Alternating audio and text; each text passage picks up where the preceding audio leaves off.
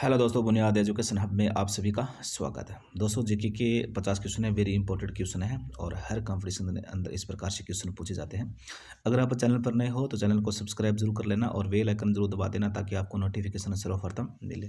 दोस्तों, इसमें 1 number question है कि पृथ्वी पर दिन रात बराबर होते हैं। मतलब ये पूछा गया है कि पृथ्वी पर दिन रात किस दिन बराबर होते हैं। तो आपको याद रखना 23 सितंबर और 21 मार्च को 23 सितंबर और 21 मार्च को क्या होता है, पृथ्वी पर दिन रात क्या होता है, बराबर होता है। और इसके अलावा दोस्तों आपको याद रखना 21 जून को क्या है, उत्तरी गोलार्ध का सबसे बड़ा दिन होता है। उत्तरी गोलार्ध का जो सबसे बड़ा दिन होता है वो 21 जून होता है, 21 जून को होता है। और विश्व योग दिवस भी मनाते हैं अपना, और विश्व योग दिवस भी कब मनाया जाता है, तो आपको याद रखना 21 जनवरी को मनाया जाता है। लेकिन दक्षिणी गोलार्ध का सबसे बड़ा दिन कौन सा होता है दोस्तों? तो दक्षिणी गोलार्ध का जो सबसे बड़ा दिन होता है वो 22 दिसंबर होता है। क्या होता है? 22 दिसंबर होता है दक्षिणी गोलार्ध का सबसे बड़ा दिन। ठीक है। और उत्तरी गोलार्ध का जो सबसे बड़ा होता है 21 जून होता है, और 21 जून के दिन अपन विश्व योग दिवस मनाया जाता है। और 23 सितंबर और 21 मार्च को क्या होता है कि दिन रात पृथ्वी पर क्या होते हैं, बराबर होते हैं। फिर देखिए दोस्तों, आगे वाला क्वेश्चन है, इसमें देखिए कि पृथ्वी और सूर्य के मध्य अधिकतम दूरी कब होती है। दोस्तों, पृथ्वी और सूर्य के बीच में जो अधिकतम दूरी है वो 4 जुलाई को होती है। कब होती है? 4 जुलाई को। और उस स्थिति को अपन क्या कहते हैं? उस स्थिति को अपन कहते हैं अपसौर। क्या कहते हैं? उस स्थिति को अपन किस नाम जानते हैं? अपसौर के नाम से जानते हैं। तो आप याद रखना, पृथ्वी और सूर्य के बीच में जो अधिकतम दूरी होती है वो आपको याद रखना 4 जुलाई को होती है, और इस स्थिति को अपन क्या कहते हैं? अपसौर कहते हैं। फिर देखिए, शिवाजी के मंत्रिमंडल का क्या नाम है। तो दोस्तों, शिवाजी की जो मंत्रिमंडल का नाम था वो अष्टप्रधान था। क्या नाम था? अष्टप्रधान था। और अष्टप्रधान में आपको याद रखना कि जो पेशवा का पद था ना वो महत्वपूर्ण था। अष्टप्रधान में जो पेशवा का जो पद था ना, पेशवा का पद था वो अति महत्वपूर्ण पद था। और अष्टप्रधान क्या था? शिवाजी का मंत्रिमंडल था। फिर 4 नंबर क्वेश्चन है कि गुरु तेग बहादुर की हत्या किसने करवाई थी। दोस्तों, गुरु तेग बहादुर जो सिख धर्म के 9वें गुरु थे, और जो 9वें गुरु थे, और जो ये औरंगजेब थे जो मुगल शासक थे, या मुगल शासक थे, और इन्होंने क्या किया था कि तेग बहादुर की हत्या इसलिए कर दी थी कि क्योंकि तेग बहादुर ने इस्लाम धर्म ग्रहण नहीं किया था, और औरंगजेब ने इसकी हत्या करवा दी थी। इसके अलावा दोस्तों एक चीज़ ये भी याद रखना कि जो सिखों के जो 5वें गुरु थे, सिखों के जो 5वें गुरु थे, गुरु अर्जुन देव। क्या नाम था? गुरु अर्जुन देव। और गुरु अर्जुन देव की और को फांसी किसने दिलवा दी थी? तो आपको याद रखना वो मुगल शासक था जहांगीर। मुगल शासक जहांगीर ने क्या किया था? गुरु अर्जुन देव को फांसी दिलवा दी थी। क्यों दिलवा दी थी? क्योंकि इसी ने भी इस्लाम धर्म स्वीकार नहीं किया था। फिर 5 नंबर क्वेश्चन है दोस्तों, आगे दे रखा है कि इसमें दे रखा है कि शाहजहां ने अपनी बेगम मुमताज महल की याद में कौन सा स्मारक बनाया था। दोस्तों, वो ताजमहल बनाया था। ताजमहल कहाँ है? तो आपको याद रखना आगरा में है। कहाँ है? आगरा में है। और किस नदी के किनारे है? तो आपको याद रखना यमुना नदी के किनारे है। ठीक है ना। और ताजमहल का निर्माण करता कौन है? तो शाहजहां है। ठीक है ना। किस मुगल शासक के शासनकाल में चित्रकला अपनी चरम सीमा पर थे। दोस्तों, वह शासक था जहांगीर। और जहांगीर की क्या चित्रकला का बड़ा प्रशंसक था। और ठीक है ना। तो जहांगीर के शासनकाल को अपन क्या चित्रकला का स्वर्णकाल भी कहते हैं। आपसे पूछ लीजिए कि चित्रकला का स्वर्णकाल किस काल को कहते हैं, तो आपको जहांगीर के काल को कहते हैं। ठीक है ना। और जहांगीर क्या है कि चित्रकला में सर्वाधिक रुचि लेता था। फिर 7 नंबर क्वेश्चन है कि किस सिख गुरु की जहांगीर ने हत्या करवा दी थी। ये आगे ना क्वेश्चन दोस्तों मैंने पीछे बताया था। तो जहांगीर ने किस सिख गुरु की हत्या करवाई थी? तो गुरु अर्जुन देव की करवाई थी। गुरु अर्जुन देव की हत्या तो जहांगीर ने करवाई थी। नहीं, हाँ। और गुरु जो तेग बहादुर की हत्या किसने करवाई थी? तो आपको याद रखना औरंगजेब ने करवाई थी। फिर 8 नंबर क्वेश्चन है कि हुमायूंनामा पुस्तक की रचना किसने लिखी थी। दोस्तों, ये हुमायूंनामा जो पुस्तक है, ये हुमायूं की जो जीवनी के बारे में, या हुमायूं की जो बायोग्राफी है, ठीक है ना, इसकी जो रचयिता है गुलबदन बेगम। ये गुलबदन बेगम कौन थी? हुमायूं की बहन थी, और जिसने हुमायूंनामा क्या लिखा था? ग्रंथ लिखा था। फिर देखिए दोस्तों 9 नंबर क्वेश्चन है कि कांग्रेस की स्थापना के समय भारत का वायसराय कौन था। तो दोस्तों याद रखना कि कांग्रेस की स्थापना के समय जो भारत का वायसराय था वो लॉर्ड डफरिन था। कौन था? लॉर्ड डफरिन था। क्या था? यह वहाँ का वायसराय था। विश्व का सबसे बड़ा प्रायद्वीप कौन सा है? तो दोस्तों आपको याद रखना विश्व का जो सबसे बड़ा प्रायद्वीप है वो अरब प्रायद्वीप है। कौन सा प्रायद्वीप है? अरब प्रायद्वीप। ये आपको देखना विश्व का सबसे बड़ा जो प्रायद्वीप है कौन सा हो जाएगा? अरब प्रायद्वीप हो जाएगा। फिर आगे वाला 11 नंबर क्वेश्चन है, ये जनरल साइंस का क्वेश्चन है। इसमें दे रखा है कि तंबाकू की धुएं में कौन सा हानिकारक तत्व पाया जाता है। दोस्तों निकोटिन पाया जाता है, ठीक है ना। तो तंबाकू होता है ना, और तंबाकू में एक उत्तेजक पदार्थ पाया जाता है जिसे अपन कहते हैं निकोटिन। और कॉफ़ी में कौन सा पाया जाता है, कॉफ़ी में पाया जाता है कैफीन। कॉफ़ी में कौन सा पाया जाता है, कैफीन।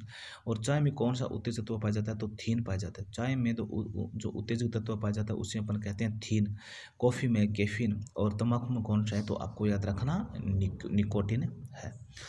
फिर ये क्वेश्चन देखिए कितना इंपॉर्टेंट क्वेश्चन है और संविधान से संबंधित क्वेश्चन है कि राष्ट्रपति का अध्यादेश कितने समय के लिए लागू रहता है। दोस्तों राष्ट्रपति का जो अध्यादेश है ना, वो आपको याद रखना 6 सप्ताह के लिए लागू रहता है। 6 माह मत कर देना, 6 सप्ताह के लिए लागू रहता है। फिर अपने आप क्या हो जाता है, ये कैंसिल हो जाता है। मौसमी गुब्बारों में किस गैस का उपयोग किया जाता है। दोस्तों जो मौसम संबंधी जानकारी के लिए जो गुब्बारों का उपयोग किया जाता है और उसमें किस गैस का उपयोग किया जाता है, तो हीलियम गैस। और वैसे दोस्तों सामान्य गुब्बारों में भी किस गैस का उपयोग जाता है, हीलियम गैस। क्योंकि हीलियम गैस पहली बात तो क्या होती है, हल्की होती है, और दूसरी बात क्या होती है, अज्वलनशील होती है। क्या होती है, अज्वलनशील होती है। इसीलिए गुब्बारों में कौन सी गैस भरी जाती है, तो आपको याद रखना हीलियम गैस से भरी जाती है। फिर देखिए दोस्तों 14 नंबर क्वेश्चन है, ये भी जनरल साइंस का क्वेश्चन है। इसमें दिया गया है कि मानव शरीर में रुधिर बैंक का कार्य कौन सा अंग करता है। दोस्तों मानव शरीर में जो रुधिर बैंक का कार्य करता है, तिल्ली, जिसे अपन क्या कहते हैं, तिल्ली। तिल्ली को अपन ब्लड बैंक कहते हैं। क्या कहते हैं, ब्लड बैंक कहते हैं। और तिल्ली को प्लीहा भी कहते हैं और स्प्लिंग भी कहते हैं। तिल्ली को प्लीहा भी कहते हैं और क्या कहते हैं, स्प्लिन भी कहते हैं। और जैसे अपन कहते हैं अपने शरीर का ब्लड बैंक भी कहते हैं। गाय की दूध का पीला रंग किसकी उपस्थिति के कारण होता है। दोस्तों गाय की दूध का या गाय की घी का जो पीलापन होता है, तो वो केरोटिन प्रोटीन के कारण होता है। किस प्रोटीन के कारण होता है, केरोटिन प्रोटीन के कारण। इसके अलावा दोस्तों याद रखना, अपने जो बाल है, अपने जो नाखून है, पशुओं की जो खुर है, पक्षियों की जो पंख है, मछलियों की जो सलक है, ये सभी के सभी किस प्रोटीन से बने होते हैं, तो आपको याद रखना ये केरोटिन प्रोटीन से बने होते हैं। किस प्रोटीन से बने होते हैं, केरोटिन प्रोटीन से बने होते हैं, ठीक है ना। फिर देखिए दोस्तों एक दूध में एक कैसीन प्रोटीन भी और पाए जाते हैं, कैसीन प्रोटीन, और जिसके कारण क्या होता है, दूध का रंग क्या होता है, सफेदपन होता है।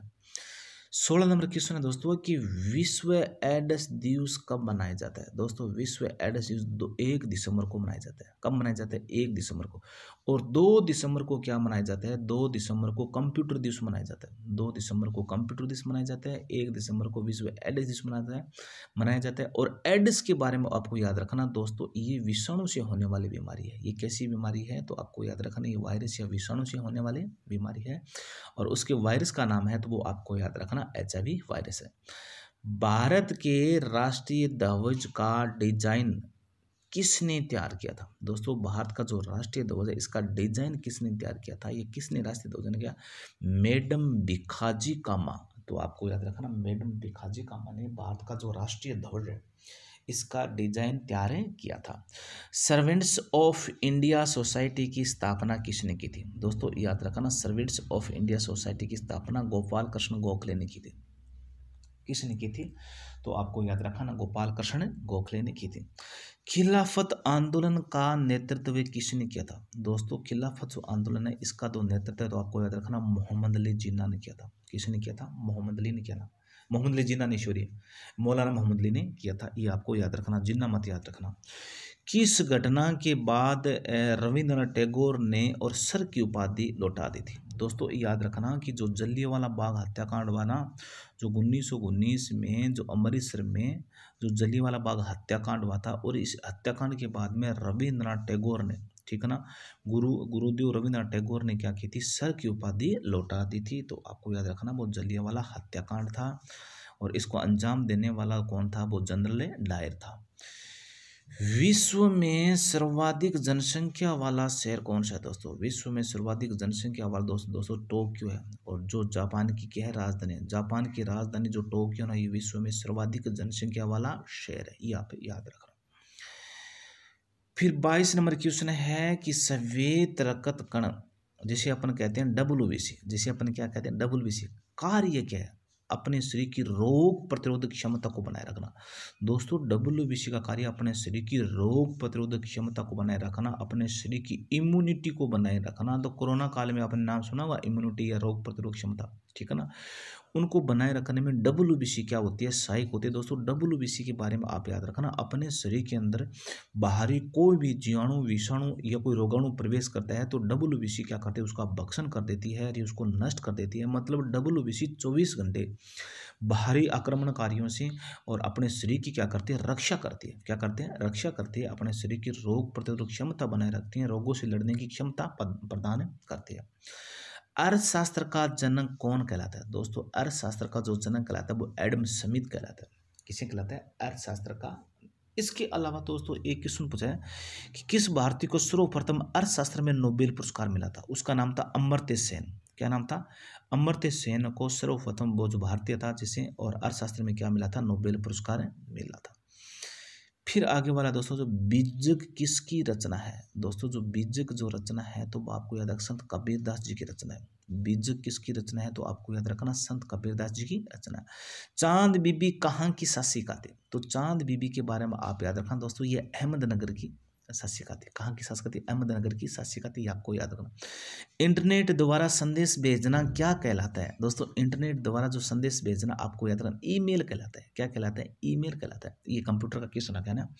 मैराथन दौड़ की दूरी कितनी होती है? दोस्तों जो मैराथन दौड़ जो दौड़ की जो दूरी होती है वो 26 मील होती है। 26 मील और 385 गज, लगभग आपको याद रखना 42 किलोमीटर। जो मैराथन दौड़ की जो लंबाई होती है वो कितनी होती है तो आपको याद रखना लगभग 42 किलोमीटर हो जाएगा। फिर आगे वाला देखिए दोस्तों 28 नंबर क्वेश्चन है, समुद्री जल से शुद्ध जल किस प्रक्रिया द्वारा प्राप्त किया जाता है? दोस्तों जो समुद्री जल होता है ना उससे आपको याद रखना आसवन विधि से। आसवन विधि से क्या है, और जो जल है उसको क्या किया जाता है, शुद्ध किया जाता है। किस विधि द्वारा? आसवन विधि के द्वारा। ये आपको याद रखना। तुलबुल परियोजना किस नदी पर स्थित है?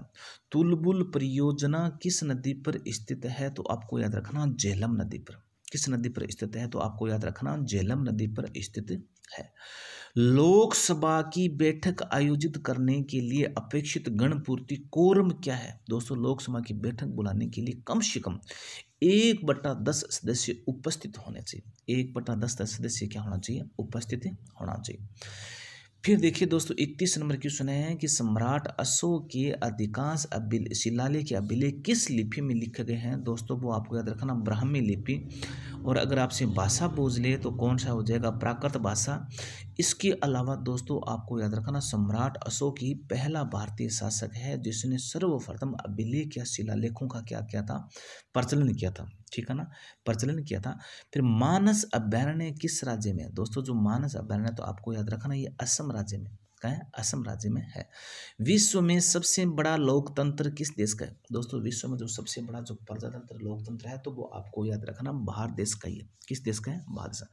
इसके अलावा दोस्तों आर्मी में क्वेश्चन एक ये भी है कि सर्वाधिक निर्वाचकों की संख्या वाला देश कौन सा है?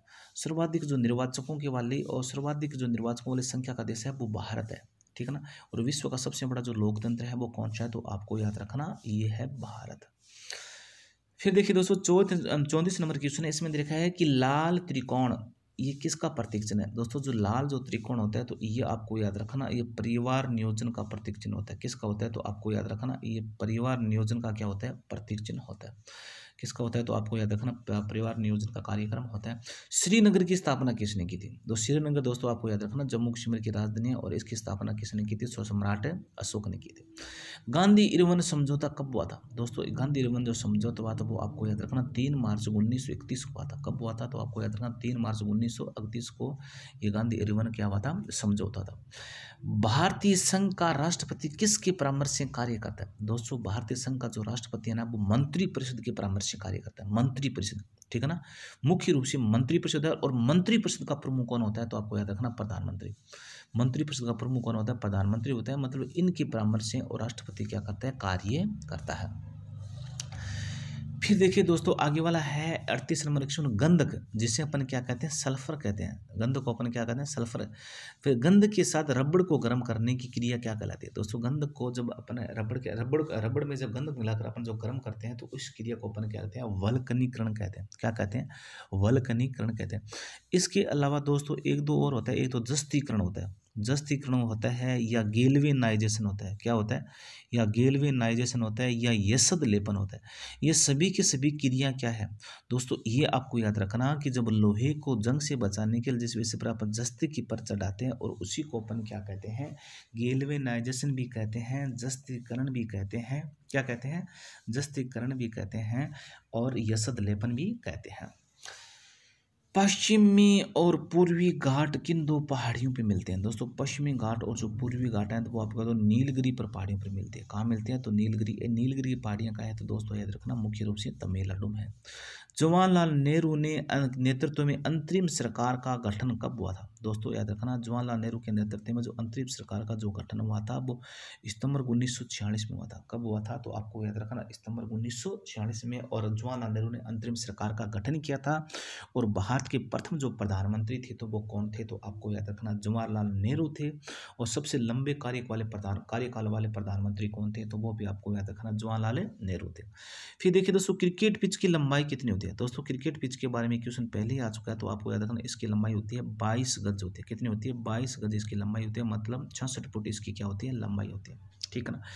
भारत के भूतपूर्व प्रधानमंत्री लाल बहादुर शास्त्री की मृत्यु कहाँ हुई थी दोस्तों? भारत के जो भूतपूर्व प्रधानमंत्री शास्त्री हैं जिन्होंने जय किसान और जय जवान जय किसान का नारा दिया था, उनकी जो मृत्यु हुई थी तो वो ताशकंद में हुई। और ताशकंद कहाँ पड़ता है? उज्बेकिस्तान के ताशकंद में और लाल बहादुर शास्त्री की रहस्यमय मृत्यु हो गई थी। फिर देखिए दोस्तों, 43 नंबर क्वेश्चन है, बहुत अच्छा क्वेश्चन है। और कालिदास के बारे में समझो, हर बार क्वेश्चन आ रहा है। कालिदास ने किस भाषा में रचनाएं लिखी थी दोस्तों? संस्कृत भाषा में। और तो दोस्तों कालिदास को अपन क्या कहते हैं? भारत का शेक्सपियर भी कहते हैं, क्योंकि कालिदास ने संस्कृत भाषा में अनेक साहित्य लिखे, जैसे अभिज्ञान शाकुंतलम है, ठीक है ना, जैसे विक्रमोर्वशीयम है, जैसे ऋतुसंहार है, जैसे रघुवंश है, जैसे कुमार संभव है। ये जो सभी की सभी रचना किसने लिखी? कालिदास ने लिखी थी। किस भाषा में? संस्कृत भाषा में। और इसीलिए कालिदास को अपन भारत का शेक्सपियर भी कहते हैं। फिर देखिए दोस्तों, 44 नंबर क्वेश्चन आ गया। ये बहुत अच्छा क्वेश्चन है, एक इसी संबंधित पीछे भी क्वेश्चन आया था। पृथ्वी और सूर्य के मध्य निम्नतम दूरी कब होती है दोस्तों? पृथ्वी और सूर्य के बीच में जो निम्नतम दूरी होती है वो 3 जनवरी को होती है। और उस स्थिति को अपन क्या कहते हैं? उस स्थिति को अपन उपसौर कहते हैं। क्या कहते हैं? उपसौर कहते हैं। और पृथ्वी और सूर्य के बीच में अधिकतम दूरी कब होती है? तो वो होती है 4 जनवरी को होती है। क्या होती है? 4 जनवरी होती है। और जिसे अपन क्या कहते हैं? अपसौर भी कहते हैं, जिसे अपन क्या कहते हैं? अपसौर के नाम से भी जानते हैं। फिर देखिए दोस्तों, 45 नंबर क्वेश्चन है, इसमें दे रखा है कि पृथ्वी पर देशांतर रेखाएं कितनी है? पृथ्वी पर देशांतर रेखाएं कितनी है? कितनी रेखाएं हैं? तो आपको याद रखना दोस्तों, पृथ्वी पर जो देशांतर रेखाओं की संख्या है वो 360 है। कितनी है? 360 देशांतर रेखाएं। पृथ्वी पर अक्षांश रेखाएं कितनी है दोस्तों? वो 180। अक्षांश रेखाएं तो 180 है और देशांतर रेखाएं कितनी है? 360 है। दो देशांतर रेखाओं के बीच की दूरी को दोस्तों क्या कहते हैं? जो दो देशांतर होता है दोस्तों उनकी बीच की दूरी को अपन क्या कहते हैं? बीच की दूरी को अपन क्या कहते हैं? गौरी कहते हैं। क्या कहते हैं? गौरी कहते हैं। भारतीय अंतरिक्ष कार्यक्रम की जनक या पिता किसे कहा जाता है दोस्तों? भारतीय जो अंतरिक्ष है इनके कार्यक्रम की जनक या पिता किसे कहा जाता है? तो डॉक्टर विक्रम साराभाई को कहा जाता है। डॉक्टर विक्रम साराभाई को क्या कहा जाता है? तो आइए आपको याद रखना दोस्तों। फिर है 49 नंबर जो सवाल है, इसमें देखा भारतीय मिसाइल कार्यक्रम का जनक किसे कहा जाता है दोस्तों? भारतीय मिसाइल कार्यक्रम का जो जनक है वो डॉक्टर एपीजे अब्दुल कलाम को कहा जाता है। डॉक्टर एपीजे अब्दुल कलाम को कहा जाता है। भारतीय अंतरिक्ष अनुसंधान संगठन इसरो का मुख्यालय कहाँ है? तो दोस्तों याद रखना वो बेंगलुरु में है। और बेंगलुरु को अपने क्या कहते हैं? अंतरिक्ष शहर भी कहते हैं, कंप्यूटर नगरी भी कहते हैं। ये आपको याद रखना दोस्तों। ये अपने 50 क्वेश्चन कंप्लीट हो गए, वेरी इंपॉर्टेंट क्वेश्चन थे। ठीक है।